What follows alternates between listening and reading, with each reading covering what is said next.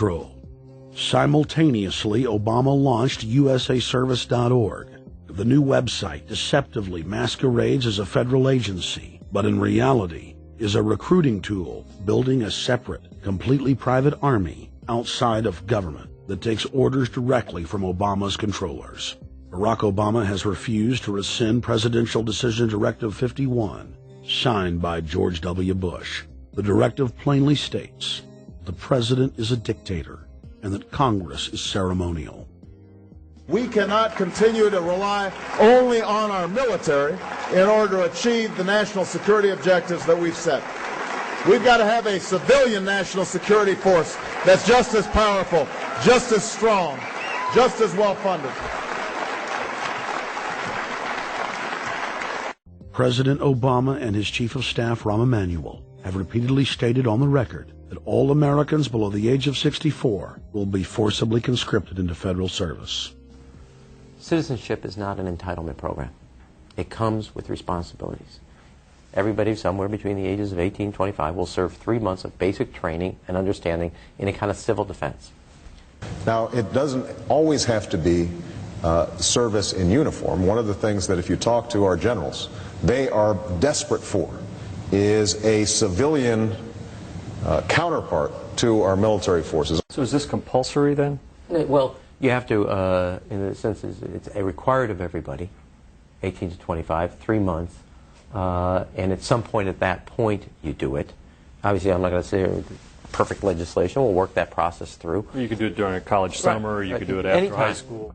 If you have a demagogue with a fanatical mass movement of personality cultists who is imposing the program of a group of extreme bankers and finance oligarchs, that's fascism.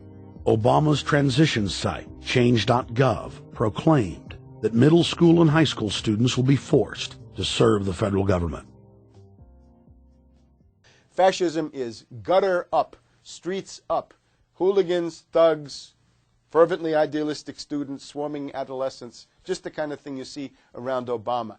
The way you get a population to enslave itself when the police and the army are no longer enough to do that. So I think that's if you're a left liberal, it's time to open your eyes to that. All young Americans between the ages of 18 and 24 will be conscripted into a paramilitary domestic security force. If Obama has his way, adults and seniors will also be forced into other forms of service for the betterment of the homeland. Number 3, disarming the American people. Obama operatives in the Congress have introduced more than 10 bills that would end the Second Amendment as we know it. H.R. 1022 would allow the new Attorney General Eric Holder the dictatorial power to ban any gun he wishes at will.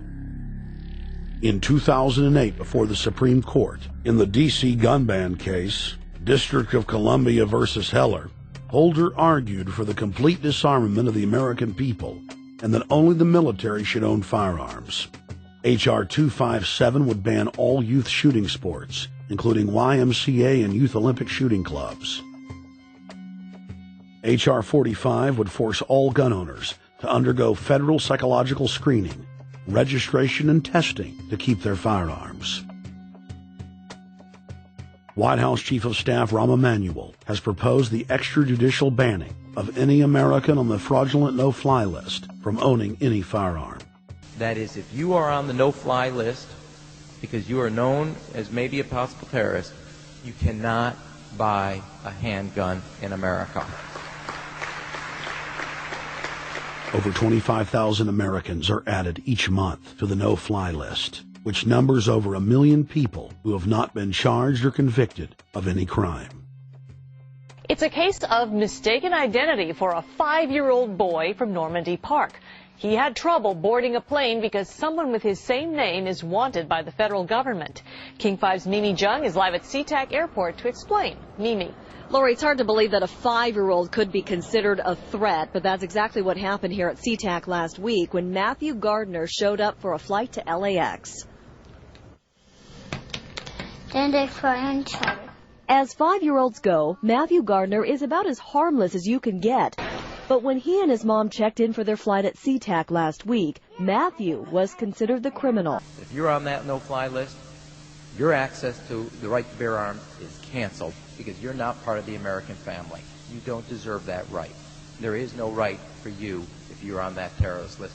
And even though this Matthew Gardner is only in kindergarten, TSA workers still conducted a full-blown search. They searched all of our belongings. They took everything apart piece by piece. Nadia Counter says it wasn't easy being treated as a possible threat to national security. I picked up my child to give him a hug and tell him, it's okay, we're doing fine. And they reported to me that I was not allowed to touch him. He was a security risk, and they had to research me to make sure that I had not obtained any materials from him. Number 4, massive restrictions on the First Amendment guarantee of free speech. The President, Congress, and the FCC have announced plans to not only curtail speech on talk radio and newspapers, but to also regulate speech on the Internet through the Orwellian-named Fairness Doctrine. The Obama machine is also pressuring Congress to pass draconian hate speech laws that will eviscerate the First Amendment. Number 5, they plan to further federalize health care so that the government can dictate what kind of care citizens receive.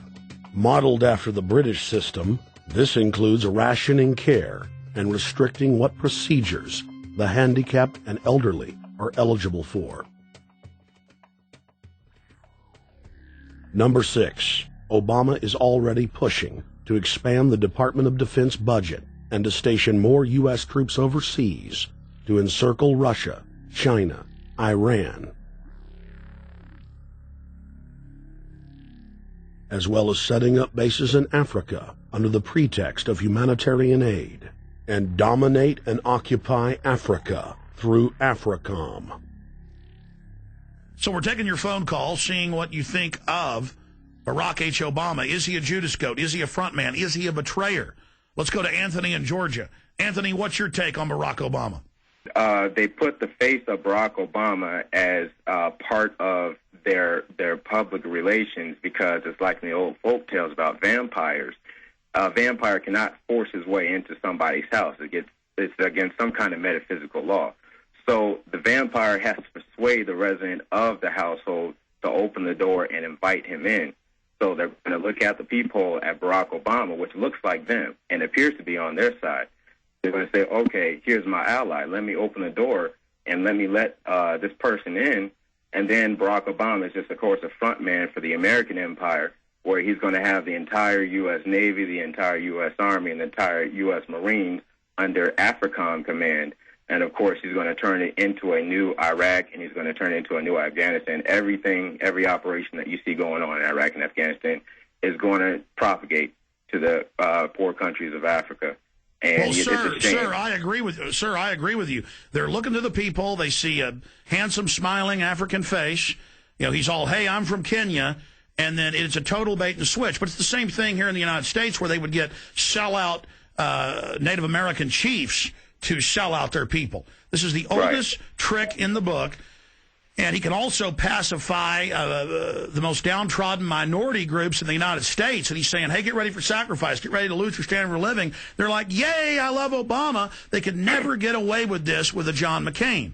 Obama basically does a couple of things. One is, again, this idea, kick the Chinese out of Africa. Kick them out of Sudan where they get oil. Kick them out of Zimbabwe where they get raw materials. Start a civil war in Congo, another big source of raw materials. Al-Qaeda, an arm of the U.S. intelligence community, is now active in Algeria, Tunisia, Morocco. You've got a destabilization going on in Kenya around Odinga. That's Obama's cousin. This is a guy who has two children. They're Obama's niece and, nephew in a broad sense. And one of them is named Raul, and the other one is named Winnie, after Winnie Mandela, who did the necklacing and political assassinations in South Africa. So this Odinga is essentially a CIA destabilizing operation in Kenya, and he's got a Odinga Islamic Alliance to crush the Christians in Kenya, but this also reaches into Ethiopia, it reaches into Uganda, Congo, Tanzania, and a whole bunch of other countries in that region. So all of Africa is a battlefield in flames between the U.S. and the Chinese, with Obama leading the charge to kick the Chinese out for geopolitical reasons. Number 7, radically expand federal control over family farms and ranches through the Animal ID and Premises ID system.